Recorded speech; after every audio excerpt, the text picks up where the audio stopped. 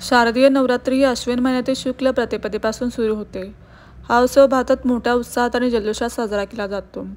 नवदुर्गेच्या रूपाबद्दल आपल्याला माहीत आहे, परंतु देवीचे असे एक रूप आहे जिने महिषासुराचा वध केला होता. तसेच त्यानंतर या राक्षसाची पूजा देखील केली जाते. जाणून घेऊ याबद्दलची माहिती आणि महिषासुराची पूजा का केली जाते. महिषासुराचा वध करणारी देवी सप्तशृंगी म्हणून ओळखली जाते. पुराणानुसार 108 शक्तिपीठांपैकी 3.5 शक्तिपीठे महाराष्ट्रात आहेत. त्यातील अर्धे शक्तिपीठ हे सप्तशृंगी देवीचे आहे. हे मंदिर महाराष्ट्र राज्यातील नाशिकपासून 65 किलोमीटर अंतरावर वणी गावात आहे. हे मंदिर 4800 फूट उंच सप्तशृंग गडावर बांधले आहे. सप्तशृंगी मंदिरात नवरात्रीच्या काळात उत्सवाचे आयोजन केले जाते. या ठिकाणी अनेक कानाकोपऱ्यातून भाविक येतात आणि देवीची प्रार्थना करतात. नवरात्रीचा काळ मोठ्या थाटामाटात साजरा केला जातो. सप्तशृंग गडावर जाण्यासाठी 472 पायऱ्या चढून जावे लागते. देवीचे हे मंदिर 7 पर्वतांनी वेढलेले आहे, म्हणून येथे देवीला सप्तशृंगी म्हणजेच 7 पर्वतांची देवी म्हणतात. येथे 108 पाण्याचे तलाव आहेत.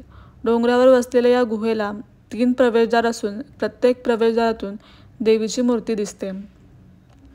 दुर्गा सप्तशतीनुसार सप्तशृंगी देवीची उत्पत्ती ब्रह्मदेवाच्या कमंडलातून झाली. तिची महाकाली, महालक्ष्मी आणि महासरस्वतीच्या रूपात पूजा केली जाते. देवांच्या हाकेवर सप्तशृंगी मातेने महिषासुराचा युद्धात पराभव करून या गडावर त्याचा वध केला होता, असे सांगितले जाते. देवीने महिषासुराचा त्रिशूळाने शिरच्छेद करून देवीने महिषासुरमर्दिनी नाव धारण केले.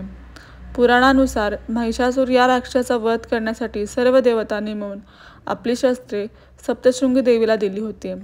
18 हात असलेली सप्तशृंगी देवी प्रत्येक हातात वेगवेगळी शस्त्र धारण करत आहे.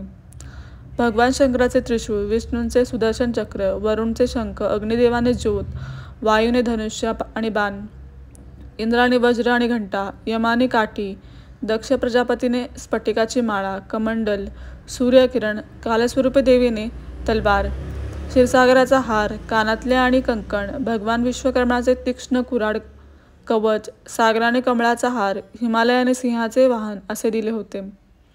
सप्तशृंगी मंदिराच्या पायऱ्यांच्या डाव्या बाजूला महिषासुराचे छोटेसे मंदिर बांधलेले आहे. महिषासुराच्या मस्तकाची येथे पूजा केली जाते. याच ठिकाणी देवीने महिषासुराचा वध करण्यासाठी त्रिशूळ मारला होता आणि त्रिशूळाच्या दैवी शक्तीमुळे गडावर छिद्र निर्माण झाले होते असे मानले जाते. तो खड्डा आजही कायम आहे.